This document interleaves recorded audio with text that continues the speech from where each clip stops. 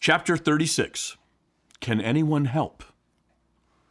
I was standing in a trendy little downtown bar with a group of people sipping Chardonnay and speaking with local government officials about the state of homelessness in our city. I was describing our streetwise work and spouting off my limited wisdom of what I had been learning over the last several years. There were 50 to 60 people that evening, and the whole place had been reserved for a private party.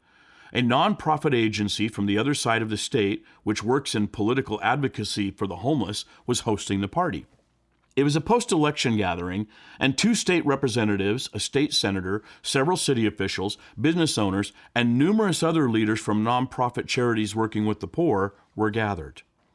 The group sipped wine, ate brie cheese and crackers, and glad-handed each other on all that had been accomplished over the last year to preserve funding for the poor among the state's tough budget decisions. This was a room full of power brokers who spoke in terms of millions of dollars as they discussed homelessness and hunger. These were the movers and the shakers who created and sustained programs all over the state. I was invited because of my connections in working with Spokane's homeless population. But I was in a room full of powerful people who cared about our work. There were several speeches given about all the hard work we had accomplished together and more speeches about what was in store in the foreseeable future. Promises were made to work diligently and tirelessly on behalf of the poor, and though everyone knew the next year would be harder, everyone was going to pull their weight and not let the poor suffer unduly if anyone could help it. While the speeches were being made, my phone kept vibrating in my pocket and I kept hitting the ignore button. As soon as the speech-making was done and we were standing about making those crucial connections and introductions that can happen in such a gathering, my phone buzzed again. It was an urgent text from my wife to call her right away. She hates these gatherings and wouldn't go with me to one, so instead she was a few blocks away hanging out at the church getting some work done at 7:30 on a Friday night, waiting for me to quit schmoozing. I called. "There's a homeless family who just pulled up to the church," she said. "Another charity sent them here. There's a young mom and a dad in their 20s with 4 grade school and preschool children living in a van. They've been kicked out of her mom's house where they've been staying because they got in a big argument about her mom's drug use. They were also concerned about her druggy boyfriends coming and going at all hours in the home with the kiddos present." It was late November and starting to snow. They had no cash and nowhere to go. Hardly any of the shelters take families, and when they do, it's not so late in the evening. "Can we help them?" my wife pleaded. "Hold on," I replied, thinking the timing couldn't be more perfect. Here I was, standing in a room with some of the most powerful people in the state who really care about this kind of issue. They were all much smarter than I and much more familiar with what could and should be done. Some of the people in the room worked full-time in nonprofit charities doing nothing but help families just like this one. They would know what to do. So in my typical bold and reckless style, I raised my voice to get everyone's attention. "Excuse me, most of you local people know that I pastor that big brick church on 2nd and Division just 3 blocks away. I know this is odd, but my wife is calling right now, informing me that a young family with 4 little children just pulled up and they have no food and nowhere to stay." I glanced out the big front windows looking at the giant snowflakes coming down, and after a small pause added, "Can anyone help?" Cricket, cricket, not a cough, not a shuffle. "Okay, thanks anyway," I sheepishly finished and slinked off. I grabbed my coat and headed for the door. One guy slipped me a 20 to help, and one lady handed me a hotline phone number scribbled on a piece of paper, which had just been set up by the city for just such emergencies. I couldn't help but think of the total irony of that moment. I rushed to the church, met the family, and then dialed the hotline number. A machine answered. I left a message detailing the situation and the emergency. I then dialed another agency I know that helps families and left a message there, too. Eventually, our church put them up in a hotel across the street for the next 3 nights, using our special prearranged discount that has since been canceled. We supplied them with some food and gas coupons and gave them a list of everywhere they could get meals each day. I made sure they went to Salvation Army on Saturday because they help families, and that's where the hotline number led. The place I left the second message called me back the next day saying they couldn't help directly because according to the new rules, I had to call the new hotline number and route everything through them.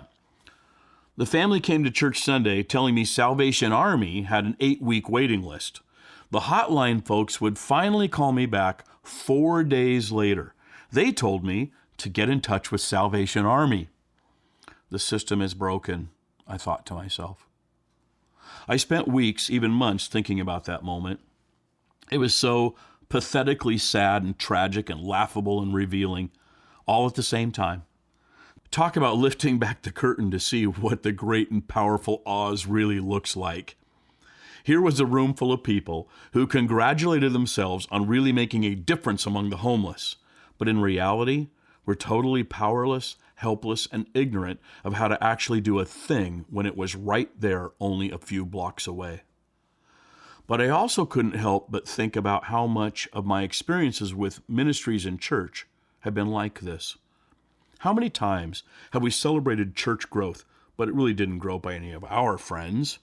How many times have we cheered for a new believer coming to the faith or a new baptisms, but it wasn't anyone we personally knew, and it wasn't anyone we led to Christ?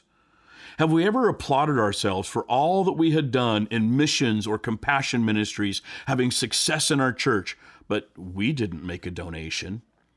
It often meant a collection given by someone else, sent to somewhere else, with still some other person actually doing the work. How many of us even now celebrate the work our own church does in feeding the poor, but we personally have never worked in the kitchen, donated a dime to buy food, or come down to eat with our neighbors and make friends?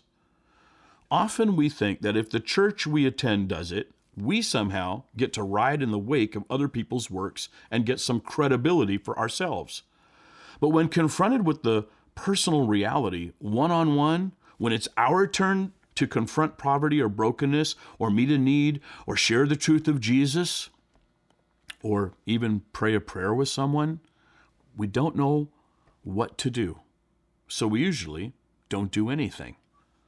The church will help, we think, which means someone else, somewhere else, will take action and responsibility for actually doing something. We just celebrate it later as the church holds a party. We will sip our Chardonnay and eat our brie cheese and crackers, figuratively speaking, and pat ourselves on the back. But if we take an honest look, if some darn fool holding a cell phone says, "Hey, you longtime expert Christian, I got a person here on the line right now who needs what you say you are giving to the world. Can you help?" We sputter and cough and hope someone else will respond to the need.